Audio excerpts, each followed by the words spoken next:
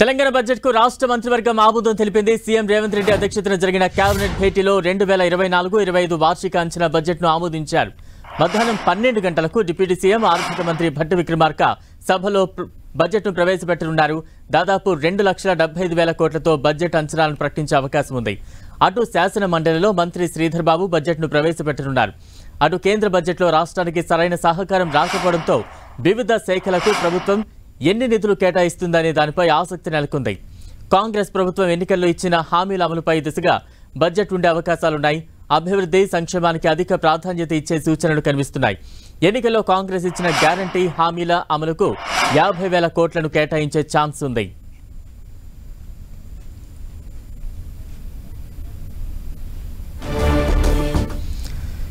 Telangana budget కు రాష్ట్ర మంత్రి మండలి ఆమోదం లభించింది. తాజా అప్డేట్స్ అందించేందుకు మా ప్రతినిధి కొండల్ సిద్ధంగా ఉన్నారు. కొండల్,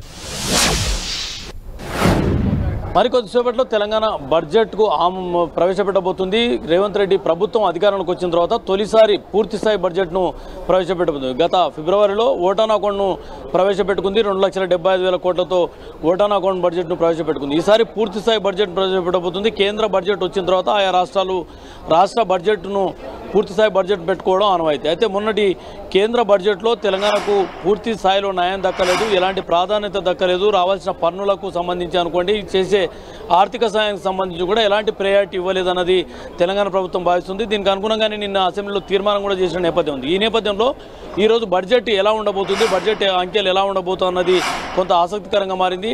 గత ఓటాన్ అకౌంట్లో 2,75,000 కోట్లు ప్రవేశపెట్టుకున్న ప్రభుత్వం ఈసారి 5 నుంచి 10% పెరిగే అవకాశం ఉంటుంది. అయితే కేంద్రం నుంచి రావాల్సిన పన్నులకు సంబంధించి అనుకోండి, గ్రాంట్లకు సంబంధించి అనుకోండి, రాష్ట్ర ప్రభుత్వం ఏ మేరకు అంచనాలు వేసుకున్నాయన్నది ఇప్పుడు ఈ బడ్జెట్లో అత్యంత కీలకంగా ఉండబోతుంది. గత ఓటాన్ అకౌంట్లో దాదాపు 21,000 కోట్లు కేంద్రం నుంచి పన్నులు గ్రాంట్స్ కింద వస్తాయని ఓటాన్ అకౌంట్లో అంచనా వేసుకుంది. అయితే ఈ 3 నెలల కాలంలో, ఈ త్రైమాసికంలో ఒక్క పైసా కూడా రాష్ట్ర ప్రభుత్వానికి రాలేదని నిన్న అసెంబ్లీ వేదికగా ముఖ్యమంత్రి చెప్పిన పరిస్థితి ఉంది. అదేవిధంగా ఈ పరిస్థితుల నేపథ్యంలో ఈసారి ఈ 2024-25 ఆర్థిక సంవత్సరానికి సంబంధించి కేంద్రం నుంచి పన్నులు, ఆర్థిక సాయం అనుకోండి, గ్రాంట్స్ రూపకంగా ఏ మేరకు రాష్ట్ర ప్రభుత్వానికి వస్తుందని ప్రభుత్వం అంచనా వేసుకుంటుందన్నది అత్యంత ఇంట్రెస్టింగ్గా మారింది.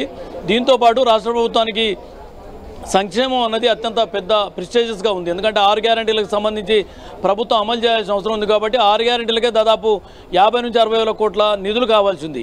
వీటిని ఎలా సమకూర్చుకుంటుందన్నది ఒక ప్రధానమైన ఇష్యూగా ఉంది. ఇప్పటికీ రైతు రుణమాఫీకి సంబంధించి ఒక 30,000 కోట్లు అనుకోండి, అదే వ్యవసాయానికి, ఇరిగేషన్, అదేవిధంగా వైద్యం, విద్య ఇలా తీసుకుంటే సంక్షేమానికి పెద్దపీట వేస్తూ పోతామని చెప్పి ఇప్పటికే ప్రభుత్వం చెప్తున్న నేపథ్యంలో ఒకవైపు సంక్షేమాన్ని, మరోవైపు అభివృద్ధిని బ్యాలెన్స్ చేసుకొని ప్రభుత్వం వెళ్లాల్సిన పరిస్థితి ఉంటుంది. దీనికి తోడు వాస్తవిక బడ్జెట్ను తీసుకొస్తామని చెప్పి ప్రభుత్వం చెప్తుంది. ఎందుకంటే గతంలో కేసీఆర్ ప్రభుత్వం 2,90,000 కోట్లతో 2023-24 బడ్జెట్ను ప్రవేశపెట్టింది. అదే దాంట్లో అంకెలకు భిన్నంగా, అంటే వాస్తవాలకు భిన్నంగా అంకెలు పెట్టిందని చెప్పి ఈ ప్రభుత్వం చెప్తున్న నేపథ్యంలో ఈసారి ఈ బడ్జెట్ను వీళ్ళు ఏ మేరకు వాస్తవాలకు అనుగుణంగా పెట్టబోతున్నారు, పద్దులు ఆయా శాఖలకు ఎలాంటి కేటాయింపులు కేటాయించబోతున్నారు, వాటికి సంబంధించిన నిధుల సమకూర్చుకోవడం ఎలా అన్న దానిపైన బడ్జెట్లో ఏం చెప్పబోతున్నారు అనేది అత్యంత ఇంట్రెస్టింగ్గా మారింది.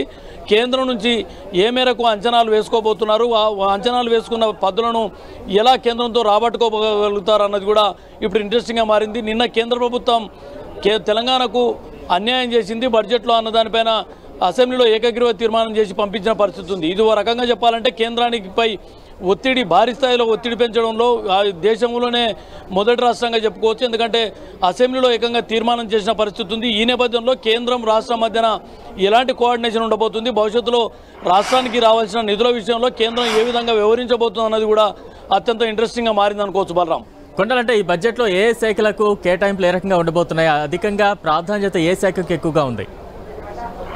ఖచ్చితంగా కాంగ్రెస్ ప్రభుత్వం అధికారంలోకి రావడానికి ప్రధాన కారణమైన 6 గ్యారంటీలు అన్నవి. 6 గ్యారంటీలకు సంబంధించి అంటే స్పెసిఫిక్గా కేటాయింపులు జరపాల్సిన అవసరం ఉంది. ఎందుకంటే రైతు రుణమాఫీకి సంబంధించి దాదాపు 30,000 కోట్లకు సంబంధించి రైతు రుణమాఫీకి అవుతుంది. అదేవిధంగా ఇరిగేషన్ సంబంధించి 20,000 కోట్ల దాకా అంచనాలు వేసుకున్న పరిస్థితి ఉంది. వైద్యం, విద్యకు సంబంధించి అనుకోండి, రైతు భరోసాకు సంబంధించి 15,000 కోట్ల పైచీలకు అవసరాలు ఉంటాయి. వీటన్నిటికీ కూడా ఈ కేటాయింపుల్లో ఎలాంటి తక్కువ చూపడానికి ఆస్కారం తెలియదు. ఎందుకంటే ఇది ప్రధానమైన ఎజెండాతో ప్రభుత్వం వచ్చింది. 6 గ్యారెంటీ సంబంధించి అమలు చేస్తామన్న హామీతో ముందుకు వచ్చిన నేపథ్యంలో ఈ ఏడాది కాలంలో కొన్నింటిని దీంట్ను ముందుకు తీసుకెళ్లాల్సిన పరిస్థితి ఉంటుంది. కాబట్టి ఏడాదికి సరిపడా నిధుల కేటాయింపు అనేది ఆయా శాఖలు ఖచ్చితంగా పెట్టాల్సి ఉంటుంది. దీంతోపాటు ఖర్చులే అనుకోండి, వీటన్నిటికి మించి ఇంట్రెస్టులు పే చేయాల్సిన పరిస్థితి ఇప్పుడు రాష్ట్ర ప్రభుత్వం పోయింది. ప్రభుత్వం కూడా అధికారంలోకి వచ్చిన మొదటి రోజు నుంచి చెప్తుంది ప్రతి నెల 6,000 కోట్లు గత ప్రభుత్వం చేసిన అప్పులకు మిత్తిలు కడుతున్నాము, ఈఎంఐలు పే చేయాల్సి వస్తుంది ప్రతి నెల అని చెప్పి చెప్తున్న పరిస్థితి ఉంది. ఇది కూడా ఓ రకంగా ప్రభుత్వానికి సవాల్గా మారింది. ఒకవైపు గతంలో తీసుకొచ్చిన అప్పులకు ఇంట్రెస్టులు పే చేస్తూనే మరోవైపు కొత్త అప్పులు తీసుకురావాల్సిన పరిస్థితి ఉంది. కాబట్టి కొత్త అప్పులకు కూడా కేంద్ర సహకారం అన్నది అత్యంత అవసరంగా ఉంటుంది. ఎఫ్ఆర్బిఎం లోబడి అప్పులు చేయాల్సిన పరిస్థితి ఉంది. దీంట్లో ఏమన్నా పరిమితి మనకు సడలిస్తారా లేదా అన్న చూడాల్సి ఉంటుంది. రాష్ట్ర ప్రభుత్వం కేంద్ర ప్రభుత్వం మధ్యన కోఆర్డినేషన్ ఎలా ఉండబోతున్న అత్యంత ప్రాధాన్యాంశంగా ఇప్పుడు మారిందని చెప్పుకోవచ్చు. కేంద్రంపై ఏకంగా అసెంబ్లీలో తీర్మానం చేసి పంపించిన నేపథ్యంలో కేంద్రం ఏమన్నా ఒత్తిడికి తలొగ్గుతుందా, రాష్ట్రానికి ఇవ్వాల్సిన వాటాను, రాష్ట్రాలకు ఇవ్వాల్సిన గ్రాంట్స్ అనుకోండి, రాష్ట్రాలకు ఇవ్వాల్సిన ఆర్థిక సహాయాన్ని అనుకోండి, వీటన్నిటిని ఇస్తుందా అన్నది చూడాల్సి ఉంటుంది. ఏదేమైనప్పటికీ కూడా ఈ బడ్జెట్ అనేది అత్యంత ఆసక్తికరంగా ఉండబోతుంది. ఈ అంకెలు ఎలా ఉండబోతున్నాయి, వాస్తవాలకు అనుగుణంగా అంచనాలకు అనుగుణంగానే ఈ బడ్జెట్ ఉంటుందని ప్రభుత్వం చెప్తున్న నేపథ్యంలో ఈ 12 గంటలకు అసెంబ్లీలో డిప్యూటీ సీఎం బట్టి విక్రమార్క అసెంబ్లీలో బడ్జెట్ను ప్రవేశపెట్టబోతున్నారు. అదేవిధంగా శాసనమండలిలో శ్రీధర్ బాబు బడ్జెట్ను ప్రవేశపెడుతున్నారు. బలరాం కొండల్, అంటే తెలంగాణ ప్రభుత్వం పదే చెప్తూ ఉంటుంది మాది ప్రజా ప్రభుత్వం అని. నిజంగా సామాన్యులను ఆకట్టుకునే విధంగా, ఆకర్షించే విధంగా ఈ బడ్జెట్ ఏ రకంగా రూపొందింది అని భావించవచ్చు మనం? ప్రధానంగా ఈ హామీలు అన్నవే ప్రధానమైన ఇష్యూగా, ప్రధానమైన సవాల్గా రాష్ట్ర ప్రభుత్వానికి ఉన్నాయి. ఇచ్చిన 6 గ్యారెంటీలను ఖచ్చితంగా అమలు చేయాల్సిన పరిస్థితి ఉంది. ఇప్పటికే 6 గ్యారెంటీల్లో కొన్ని గ్యారెంటీలను అమలు చేశారు. గృహజ్యోతి కింద 200 యూనిట్ల ఇదే అనుకోండి, 500 గ్యాస్ సిలిండరు, ఉచిత బస్సు, మహిళలకు ఉచిత బస్సు ప్రయాణం, అదేవిధంగా 10 లక్షల ఆరోగ్యశ్రీ, రాజీవ్ ఆరోగ్యశ్రీ, ఇలా కొన్ని గ్యారెంటీలతో పాటు ఇందిరమ్మ ఇండ్లకు సంబంధించి కూడా ఇప్పటికే ప్రారంభించిన నేపథ్యంలో దాదాపు ఇందిరమ్మ ఇండ్ల స్కీమ్కే దాదాపు 7 నుంచి 8 వేల కోట్ల నిధులు అవసరం ఉంటుంది. అంటే ప్రతి స్కీమ్ కూడా ఆర్థిక పరిధిలోకి ఖచ్చితంగా ఆర్థిక సవాల్గానే ఉన్న పరిస్థితి ఉంది. ప్రతిదానికి నిధులు కావాల్సిన అవసరం ఉంటుంది. కాబట్టి వీటన్నిటిని నిధులు సమకూర్చుకోవడం అన్నది కూడా ప్రభుత్వానికి ఇప్పుడు ప్రధానమైన సవాల్గా ఉంది. పన్నేతర ఆదాయం కింద నిధులు సమకూర్చుకోవడం అంటే ఉన్న భూములను తనఖా పెట్టడమా, లేదంటే ప్రభుత్వ నిరుపయోగంగా భూముల అమ్మకానికి వేయడం. గత ప్రభుత్వంలో ప్రభుత్వ భూములను అమ్మకం ద్వారా పన్నేతర ఆదాయం కింద చూపించుకోవడం, వాటిని సంక్షేమానికి ఉపయోగించుకున్న పరిస్థితి ఉంది. మరి ఈ ప్రభుత్వం కూడా ప్రభుత్వ భూముల అమ్మకానికి పూనుకుంటుందా, లేదంటే తనఖా పెట్టి ఒకవేళ దానిపైన లోన్లు తీసుకుంటుందా అన్నది ఇంట్రెస్టింగ్గా ఉంది. మరోవైపు ఎఫ్ఆర్బిఎంకు లోబడి పరిమితి పెంచాలని చెప్పి గత ప్రభుత్వం కూడా కేంద్రం పైన చాలాసార్లు ఒత్తిడి తీసుకొచ్చింది, కోరింది. కాకపోతే ఎక్కడ కూడా కేంద్ర ప్రభుత్వం ఎఫ్ఆర్బిఎంకు పెంచిన పరిస్థితి లేదు. మరి వాటిని అధిగమించడానికి ఈ ప్రభుత్వం అప్పులను ఏ విధంగా తీసుకొస్తుందన్నది కూడా కొంత ఇంట్రెస్టింగ్గా మారింది. ప్రతి హామీ, కాంగ్రెస్ ప్రభుత్వం ఎన్నికల్లో ఇచ్చిన ప్రతి హామీకి ఆర్థిక వనరులు అన్నది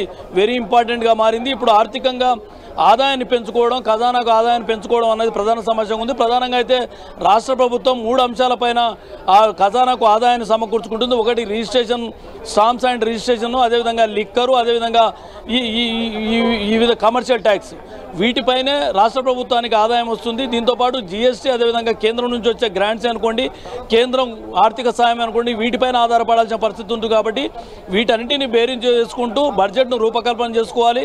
ఆయా శాఖల పరంగా ప్రభుత్వానికి ఏవైతే ప్రయారిటీగా ఉన్న అంశాలకు నిధులను కేటాయించుకోవాల్సి ఉంటుంది. వాటిని ఖర్చు చేసే విధంగా కూడా ఆ వెసులుబాటుతో ముందుకెళ్లాల్సిన పరిస్థితి ఉంటుంది. కాబట్టి మొత్తానికైతే తొలిసారి పూర్తిస్థాయి బడ్జెట్ను ప్రవేశపెట్టబోతున్న రేవంత్ రెడ్డి ప్రభుత్వానికి ఇదొక సవాల్గానే ఉండబోతుంది. కేంద్ర ప్రభుత్వం నుంచి ఏ మేరకు గ్రాంట్స్ను ఆశిస్తున్నా చూడాల్సి ఉంటుంది.